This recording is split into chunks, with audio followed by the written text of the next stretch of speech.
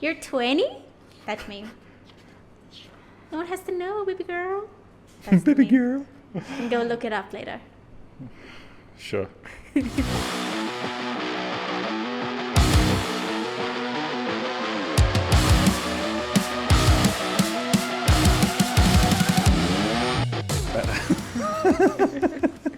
Okay, welcome to the Iterative Approach podcast, where we talk about everything Agile.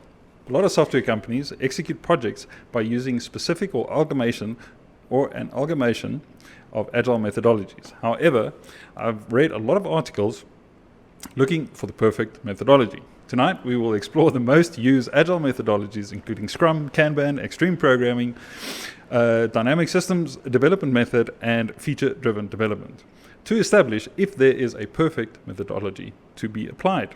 I am joined tonight by Seetal. That's right, correct? Mm-hmm. Nailed it. One of our talented developers obsessed with Agile methodologies. Welcome, Tia. Please introduce yourself. Hi, thanks for having me here. Let me start with my name, Tiashka Seetal. I'm an intermediate software engineer at Agile Bridge. I started here in my graduate year, so about 2 years ago, I joined the graduate program at AB. It was lots of fun. I think let's go before that. I graduated computer science, did my undergrad, and then now I'm currently studying towards a bachelor in IT honors with my specialization in project management and business analysis. Wow, that is a mouthful. It is. Why would you, as a developer, kind of have a master's in project management and business requirements? So for me, I don't see myself as just a developer. I feel threefold. I like software engineering, software development, and all of that, but I also have a passion for project management and business analysis and requirement solicitation. So I wanted to study further in that and really look at that more. Yeah. Do you think that makes you a better developer? I think it definitely makes me a better developer because I'm not looking at only the task that was given, which was develop this front end. It was, what do they need it for? What are they going to use it for? How would this help them? And I think that helps me to create a better interface and more usable code and things like that. So I think it definitely helps me be a better developer. Would you recommend maybe just an introduction to business analysis and project management to other developers in order to kind of get them into that kind of mental state of figuring out why they need to do something just to do something? 100%. I think that project management and business analysis should actually be a course in computer science that prepares you for the workplace. That's more than just do task 1, 2, 3. That's understand why they are asking for that. And I think that is a very crucial thing that they should actually integrate into the course. Awesome. Scrum is one of the most popular Agile frameworks. It emphasizes iterative development in short, fixed-length timeframes called sprints. Scrums have defined roles such as Scrum Masters, Product Owners, and development team, and ceremonies called the Daily Stand-Up, Sprint Planning, Sprint Reviews, and Sprint Retrospectives.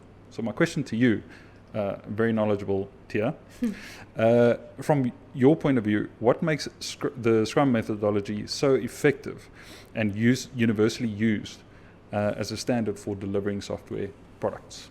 So I think it's effective because of its ability to break down large projects, or any project for that matter, into smaller and more manageable deliverables. And because of that, it's easier to develop them and it's less complicated to think about the whole system, and your focus is really only on one aspect of the system at a time. Mm-hmm. Because of that, you're able to actually deliver that as a finished product and put it into your MVP or your product and release it for use quite early on. So I think that's a very valuable point to have, is that you release early and you release frequently. I think it's a very effective approach to have. I think, as you mentioned, that Scrum has defined roles. Yeah. That also plays a part in it because each person understands the role and the responsibility they have in a team. Yeah. And because of them understanding that, if a person is not there for one day, you're not standing and waiting, I don't know what to do. You have something that tells you, listen, we're going to achieve X, Y, and Z.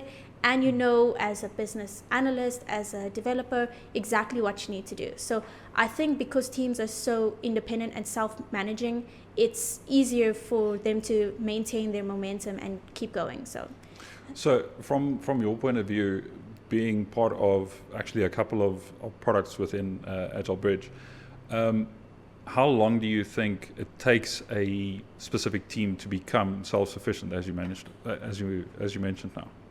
I think if we're starting from scratch, I wouldn't give it an exact number, because it depends on who's in the team, what kind of leadership do we have, like who is the senior. It takes a bit of time, how many people are in the team as well. I think the bigger the team is, the harder it is to kind of get it going and understand how to communicate with each other. Yeah.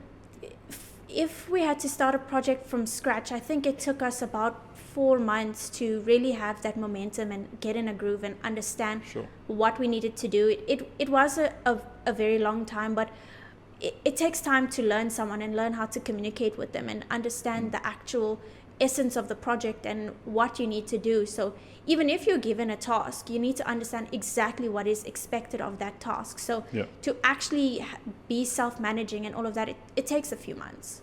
So talking about understanding the task, do you think Scrum, although widely used, is enough to give a developer the full view of the end product, what they're working towards?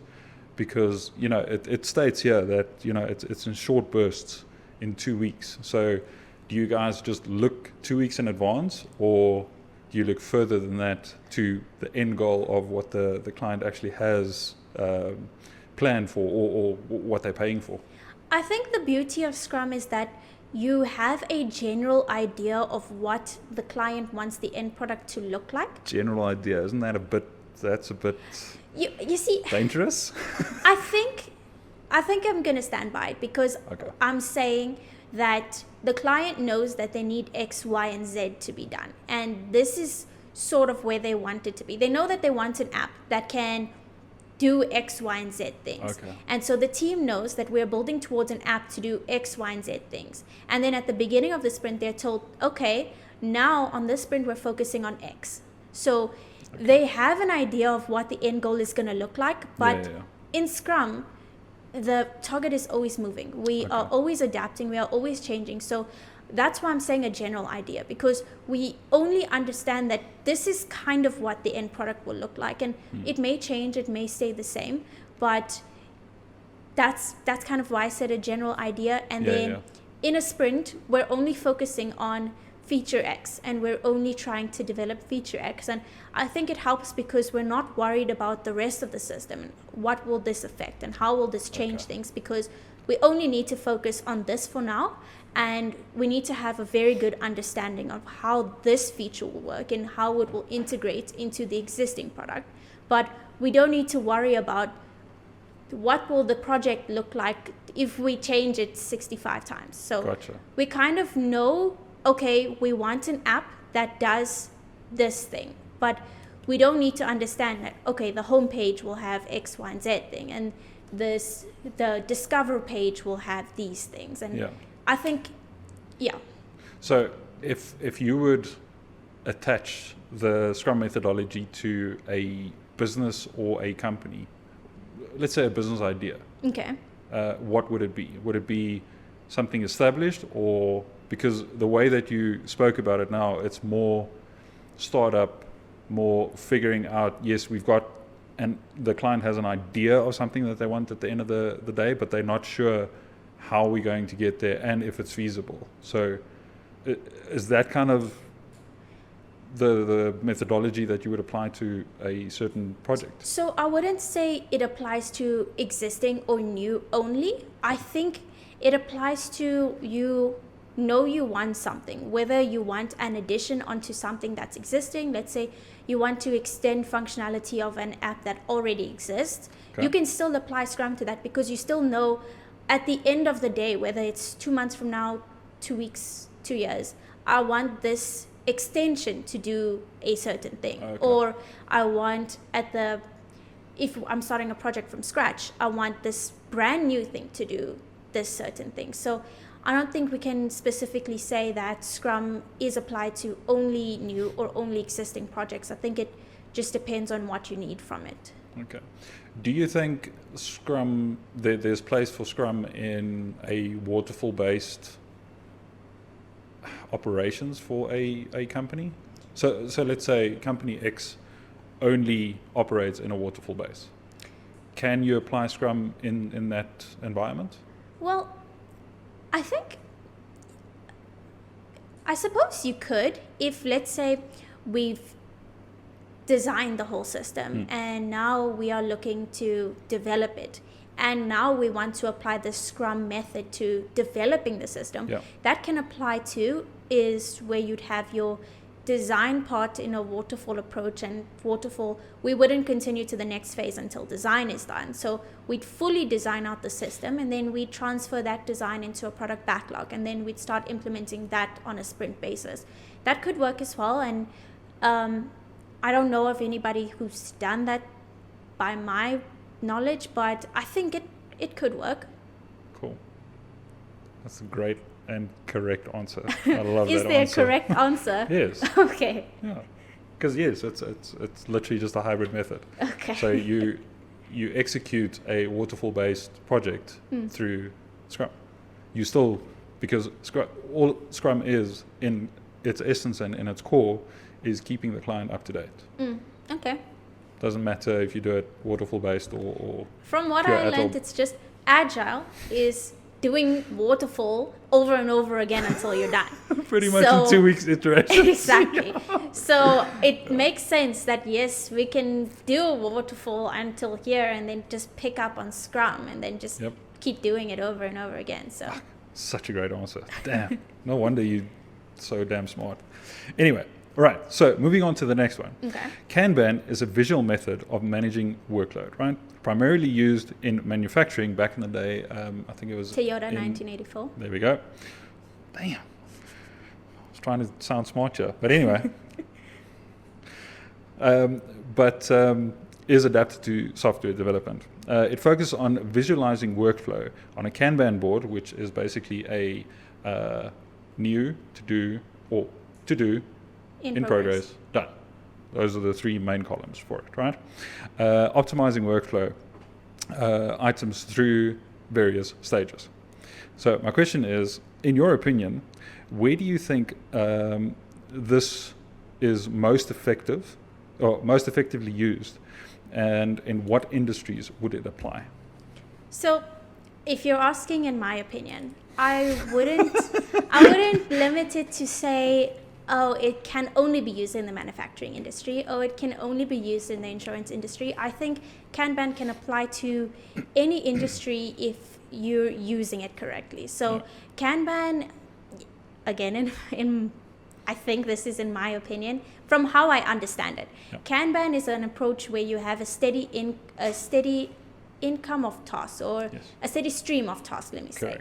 You have a steady stream of tasks that you basically implement one by one, and developers will pick up a task from to do, move it to in progress, and then to done. And Kanban is used so we can limit the amount of work in progress to ensure that work actually gets done and actually gets completed, because we're just having a steady stream. We need to find a way to make sure it's actually getting done. So in that sense, I would say we shouldn't limit Kanban to be only in one specific industry. And if I had to say where it can be most prominently used, I would say in any support role where your team is doing primarily support. So it's not like you're working towards a general idea or a general application. You have support tasks coming in a steady stream, and your team's responsibility is to get these tasks done. However, let's not say however long it takes, but in a timely manner. So it's not confined to 2 weeks. It's however long you need to finish these tasks, but there's no set deadline. So I think Kanban works really well in support places like software support, or maybe even call center support, places like that could really benefit from Kanban. Even planning your own, just the basics of Kanban is the visualization. Yeah. Is literally, you can plan your life using Kanban, which I do. Yeah, I think you mentioned that to me before. I've also seen people of implementing it to plan parties or plan events and things like that. So I think it's a very versatile approach that's not strictly software based. You don't have to use it in software. I think it's just a very nice approach to keep track of things that need to be done and are done. Awesome. What do you think the issue is with Kanban? Why don't we hear about it in our industry that much? Why don't we hear about it? I'm gonna speculate here. I think it's because of it doesn't have a frequent release and frequent mark to the end. This is the end of this cycle. We're implementing this thing, and then when we're done here, we are done with this and close it off. Let's release it. Let's get feedback. Let's get the customer involved, and let's get somebody to check on this for us. So it's not built into the Kanban method, and maybe that's why it hasn't taken up so much, because people don't have that hard stop to this feature. Let's close it off and let's release it and get some client feedback on it and make changes and test this and all of this. So I think if they built that in, then it would maybe take off more. Yeah, because I do know our Always Compute division in Agile Bridge uses Kanban because, like you said, because they're in a support role, they do everything. Really? They do Kanban. I did not know that too. Okay. They, like Daniel and his team literally has a board with they fill up with tickets and they take one by one. Yeah. They take it through up until it's done, and then it's released. Yeah, support roles mostly. Yeah. Great answer. Damn. So good. I didn't even know that they were I think I knew they were a support team. I didn't know they were Always Compute, and I didn't know they did Kanban. How dare you? I don't think I knew them as Always Compute. I just knew them as AV support. Wow. Okay, we need to change that, because those guys they do some really cool stuff. Well, we don't really have a list of all the projects and what we do and how we do them and what it's about. So Daniel, get it sorted. Thanks. So let's just make a list of to-do items. Step 1, list all the projects of a company. 100% agree. 100% agree. And then, it's absolutely amazing that just your way of how it would be used is actually being used by a support team. That's really cool. That just shows that my degree is really aligned to the industry. All right. We all know you're smart. Jeez, relax. If I'm paying that much, I want it to be aligned. Okay, I get you. And as money well spent, you sound really clever. That's great. You. That's great. Even if it's just a facade, it still sounds awesome. Keep using the big words. Kubernetes. I can also sound smart. Anyway. So XP is an agile methodology that emphasizes engineering practices to ensure high quality software. So quick question just before I go on. What is engineering practices? So I know in project management, most of the project kind of structure is PMBOK. So it's literally, so it's called PMBOK for us that actually knows, right? Okay, I'm kidding. There's also a software engineering one. It's called SWEBOK. Okay, so it is exactly so my assumption of it is exactly the same. Yeah. So it's a set of rules kind of that you follow in order to execute. Correct, but we don't really align. It's not well taught. I actually only learned it in my business analysis and my project management courses. I didn't come across it in computer science at all, which is a concern, because when they teach us project management, like I have a whole module dedicated to learning PMBOK, and like the software engineering module, they didn't teach us. I think it's called SWEBOK, SWE, software engineering body of knowledge, and if we're asking what the practices are, I don't think they're aligned to that, what they should be. Okay. So we need to fix that, right? Yeah. I'm do going to that. contact the dean tomorrow. Let's go. Let's go.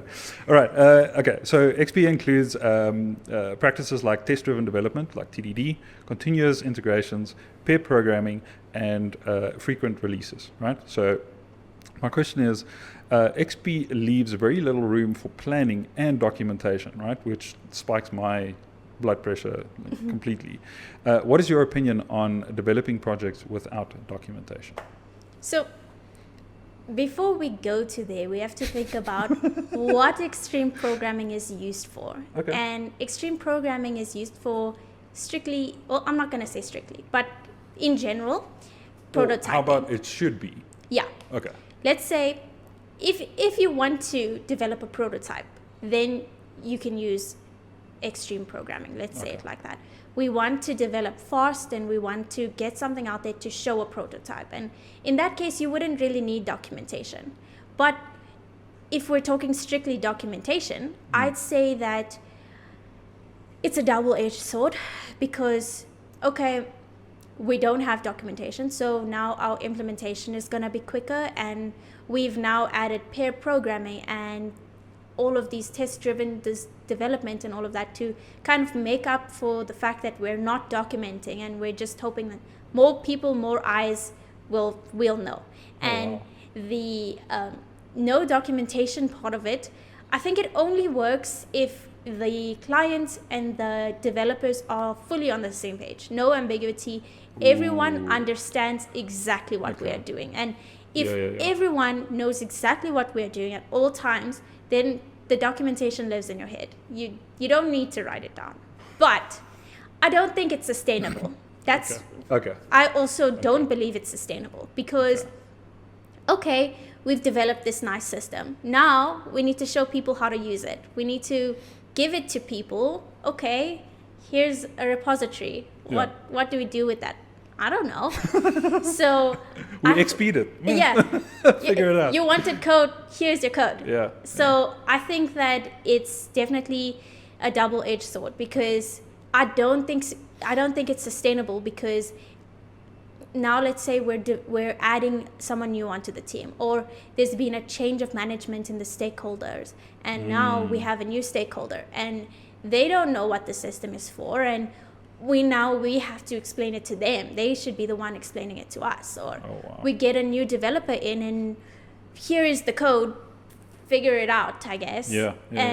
In that sense, we would need documentation. So for quick burst projects that are just 1 month, here you go, it's okay. We could do without, but if it's a long-term project that is going to undergo many changes like new developers, new stakeholders, I think it's quite important to have some documentation. Yeah. So, and this is just my take on things, right? But I believe if you do like a prototype or a POC, that code is throwaway. Yes, 100%. Right? Are you on the same page? Yes. And for some reason, POCs become projects. No. In our current project, we literally had a separate repository for a POC. So you literally chucked it away. POC and then brand new, brand new. We don't even follow the same approach the POC uses. Yeah. So it was literally, is this concept going to work? Yes, it's going to work. Cool. Let's chuck it away, take the learnings, document it, put that into it, and then you use either Scrum or Kanban to execute. Correct. Okay. Well, so there is a place for XP. There is a place for XP. I don't want to solely say only prototyping, because the test-driven approach and the pair programming, that one, it's very useful in projects that need to be very low in bugs and need to be very fault tolerant. And so fault tolerance. Basically, it needs to have the ability to build itself up if an issue happens. Gotcha. So think of high stakes. If it goes down, big problems, lots like of money your banking loss. app. Banking systems, ambulance systems, things that need to be running 100% and very low in bugs. Pair programming. So aspects from XP are still valuable in that sense, but I don't think the whole let's use XP no documentation, free ball it. I don't think I love it. that's the Okay. best approach. So Yeah. XP is good. It's got Wait, you some just said good- that's the best approach. I said I don't think that's the best approach. Okay. So it's got some really good principles in it, but Yeah. I don't think the whole no documentation is sustainable at all. Awesome. DSDM, or also known as a Dynamic System Development Method, is an agile framework that prioritizes user involvement, frequent delivery of products, and maintaining a focus on business goals. It provides a structured approach to project management and development. Kind of right up your alley, right? So my question is, DSDM encourages the development of prototyping to receive quick feedback. In your opinion, what are the pros and cons of using the following methodology? Okay, so DSDM I feel is really good, as you mentioned, as a structured approach. So if a organization needs a structured 1, 2, 3 step-by-step process, I think DSDM will work very well for them. Also, you mentioned prototyping, and it also does a feasibility study. So feasibility studies, the step before prototyping is to do a feasibility study. So Meaning, like, if you go down this road, it'll cost you X. If you do it this way, it'll cost you essentially, Y. what will this product work out? Is this something achievable for us? Is this Like return on investment kind of decisions made on more based like off of that? more like, does what we want to do, is it already out there? Does something gotcha. of it exist? Is this doable? I want to land on the moon. Is it Yeah. feasible? Yeah. And things like that. So it does a feasibility study, which pretty early on you'll be able to see, is this worth investing?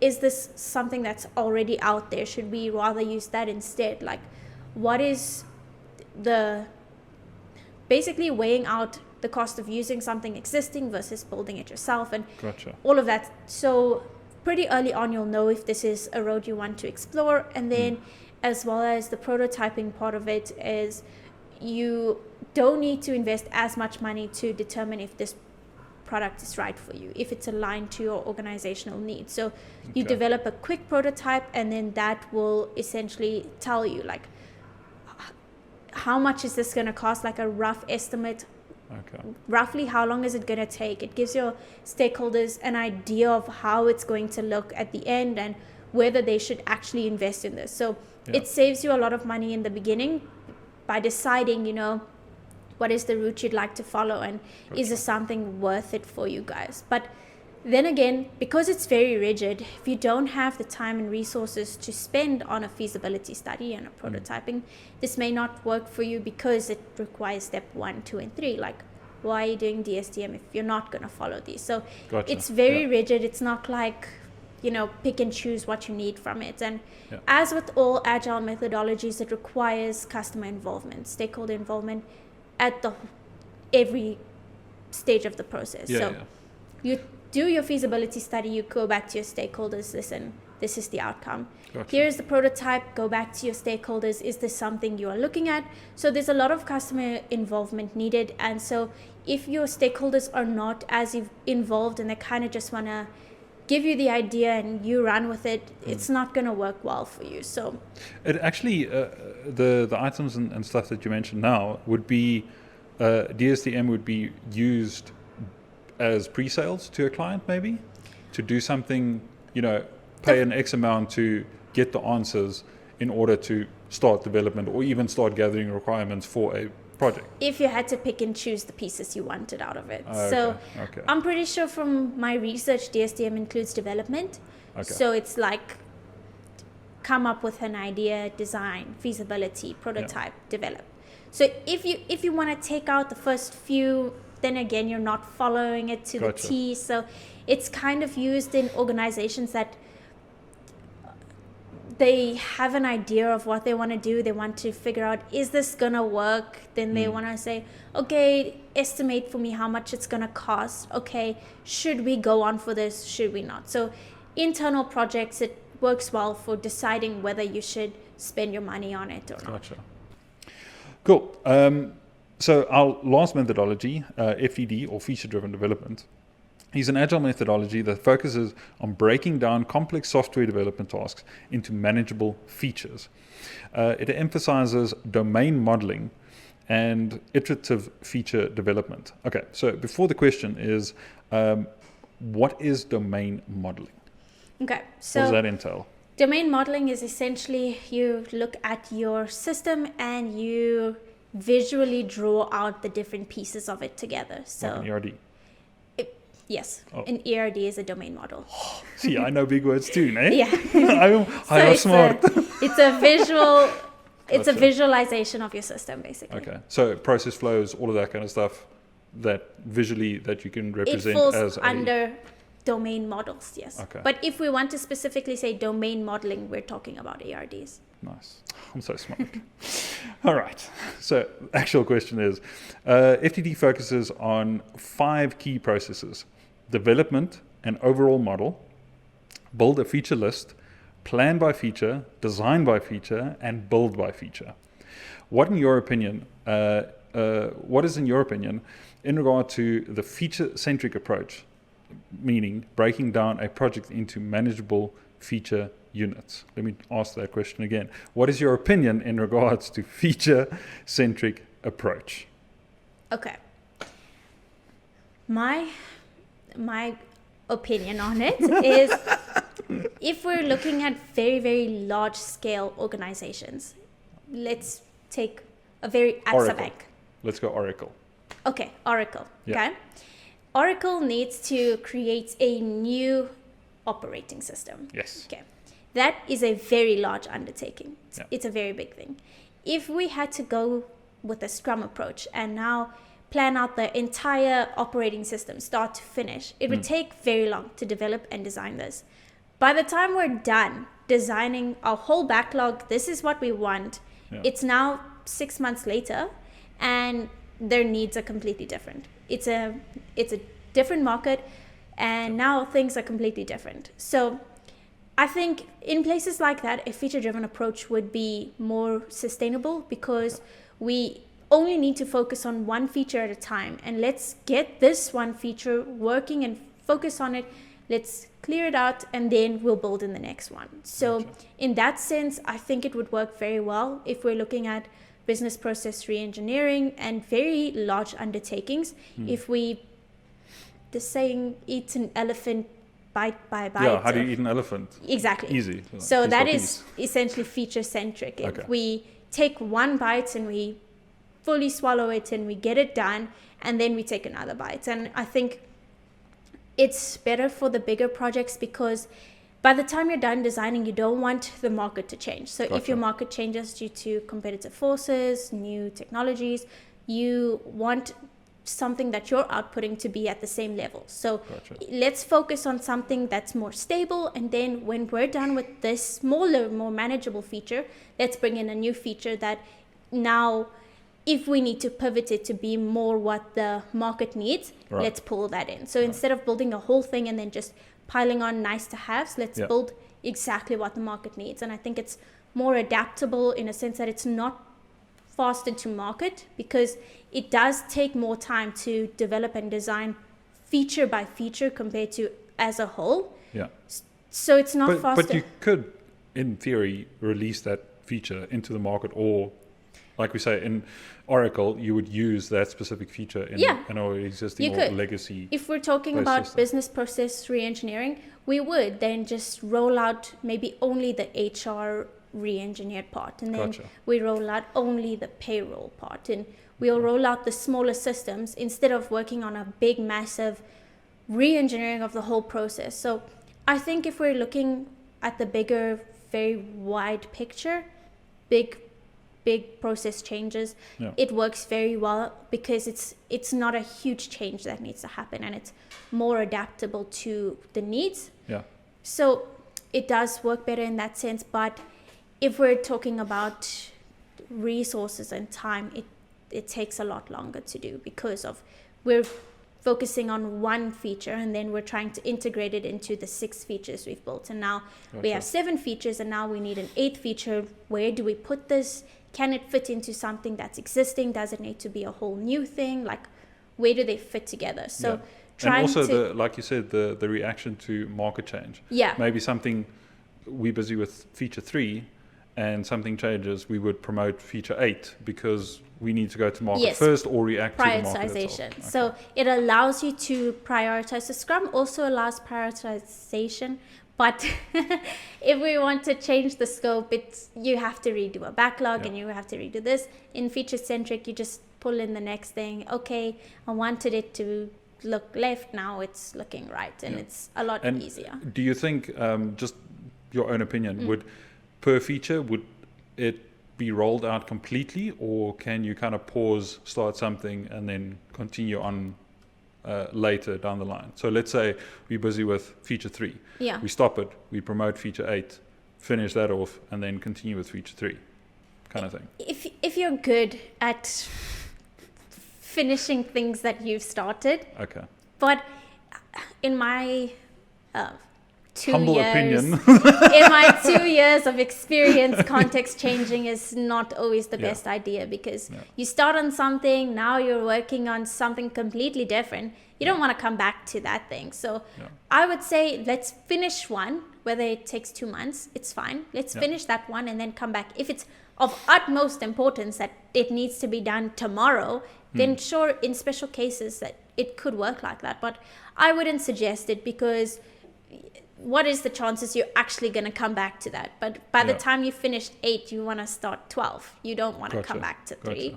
So I would say finish what you started and then start something new. But if you want to, go for it. Yeah, well, if company or boss says, listen, this needs to come in now. Exactly. Then So there are different factors at play. But if you had a choice, finish one, start another one. I can see that frustration. It's like, you better finish it. Because like if now it's 3 months down the line and we've just always started a new project and we haven't finished the previous one, then by the time it's 3 months, what have we delivered? Yeah. Half of nothing, basically. Okay. All right. I'll make sure to finish everything exactly you tell me to. All right. Cool. All right. So finishing off tonight, there's 2 discussion points. So the first one is, in your opinion, what is the perfect methodology to follow to ensure a team can deliver world-class software? Is there a perfect methodology for you, personally? So, like, that's just an opinion. I think if there was a perfect methodology, there would be no need for this podcast. Wow. So thank you. We would Google methodology to develop software, and it'll give you it would be there. ChatGPT would give you one straight answer, and that would be the day. But I think it's more multifaceted than that. You take what you need from what you have. So in my mind, the perfect one is the blended one. We take pieces of whatever we need. That's why Scrum Ban exists, because we took the sprints and the roles and all of that from Scrum. We took the board from Kanban and the work in progress limits. You are perfect. You are perfect. And we matched it. And we said, here's Scrum Ban, let's use it. And that works very well for people. So I think based off of your stakeholder and your team's needs and the project's needs, you take what you need from each thing. So we've discussed XP and how XP has all these things. That's nice test-driven development and pair programming, but it doesn't have documentation. But also, like, the 5 points or the 5 methodologies and frameworks that we discussed tonight, that's only the tip of the iceberg. Yeah. Because I did some research and there's more than 12 like recognized like lot. real Spiral, ones. V-shaped, everything. rad. So with your theory of using a blend, how would you know what to use if there's so much out there? So do you need to get acquainted with everything before you create this, how can I say, blended method, or do you just happily stumble upon it? I think it works by experience. Okay. Obviously, we do a course. We learn about the 10 most loved out there, and we work at Agile Bridge and we learn about Scrum and Kanban, and now we know all of these, and now we say, oh, that one works well in here. And I did a joint application development workshop and I liked that. I think we can use it here. So did you actually do it? No, Oh. I read about it. I studied it. Okay. I'd love okay. to be a part of one. Yeah, I think, please. If you hear something, let's get together and But and isn't do that what Juno process is? It's a Well, let Foster it's a teach us again. workshop. Yeah. So we probably do them all the time. We just call them Junos. We don't call them JADs. See, that's the thing. That's the thing. Like, I've realized when researching this, even without knowing, I've implemented Exactly. FTD. I've done XP, but Exactly. it was a happy accident. It was just the circumstances kind of forced us to do a certain way, and there's actually documentation, and it's called a methodology. Yeah, there's a lot of approaches that you learned it by experience and you Yeah. didn't know there was a name. It Exactly. happens in engineering all the time where we learn mediator and we say var mediator, and Yeah. then your boss is like, so what software patterns do you know? And I'm like, none. But don't you know the mediator pattern? Don't you know this? And I'm like, oh yeah, I do know that. Yeah, I am smart. So you learn it from experience, and then later on they tell you the name of it. Awesome. For the final question tonight, do you think a single team can use multiple agile methodologies and frameworks and still deliver working software? Yes. Let's go home. No, to give you a little more than that, I would say the whole premise of this is yes, Yeah. by blending them. But I think an important thing to note is that the principles and the practices of the methods that you are blending have to align to Ooh, your interesting. organizational needs. So if you're taking things that don't align, Yeah, you can't. It can't be used to actually deliver something because it's Exactly. going to be more than. it's going to other be admin very mess. hard to blend them Gotcha. together very easily because they need to align with each other. Like Yeah. they need to have that whole customer involvement thing. They have to have, if we have multiple stakeholders, let's do a JAD approach. Let's Yeah. take some workshops from there. Let's take Chat approach. JAD, JAD. joint application development. Basically, it's a whole workshop approach where, okay, let's think about a hospital system. Hospital systems, there's a bunch of different stakeholders. You've got the chairman of Yeah. the medical practice, Well, the chief of surgery, there we go. and the CEO, and we've got the nurses, and we've got the doctors that all need to input data about patients.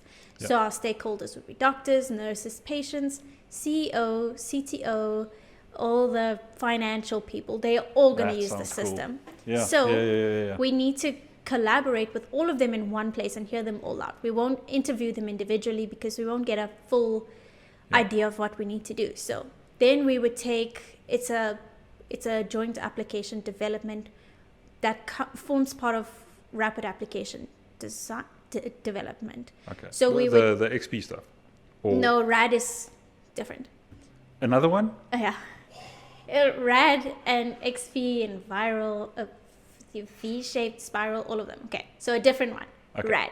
We would pull JAD from that, so joint application development from Yeah. that, and we'd take these workshops and we'd use that. And then now, hospital systems need to be very fault tolerant. They need to be very stable and very few bugs. So Yeah. now we need to take pair programming from XP, and we need to take TDD from XP, and then we need to decide, is the system going to work? So then we need to pull feasibility from DSDM, and we'd pull all of these things and make one methodology that's going to work for us. So in that sense, all the little pieces of these, their principles and practice align to each other and align to our needs. We can blend them together and deliver a nice cohesive piece of software. So I think it's very easy, not very easy, it's very good to blend. You just have to make sure you're taking the right parts to what you need of the system. Awesome. So basically, as a conclusion of tonight, is there are a mass amount of frameworks and methodologies to use. It's not the perfect one Yes. to get software out, but it's a blend, like you call it, of everything custom to that, to your specific project or problem. Yeah. Basically, take everything from all of these different things and align them to what you need.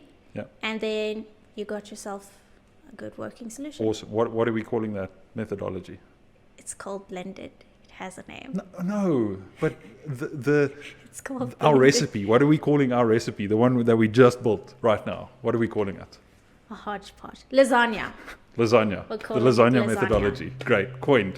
Thank you. Coined. Okay. Lasagna. Don't Awesome. forget to like and subscribe to our lasagna. On that note, thank you so much, Tia, for joining us. Thank you for taking time out of your busy day and talk to us. And it was a real pleasure. Thanks so much. And thanks for having me. It was really great. Yeah. Thank you to our sponsor, Agile Bridge. The unique blend of experience, accreditation, and in-depth business knowledge drive the crafting of integrated and empowering software solutions to medium and large corporate clients. Find out more by visiting agilebridge.co.za or send an email to info@agilebridge.co.za.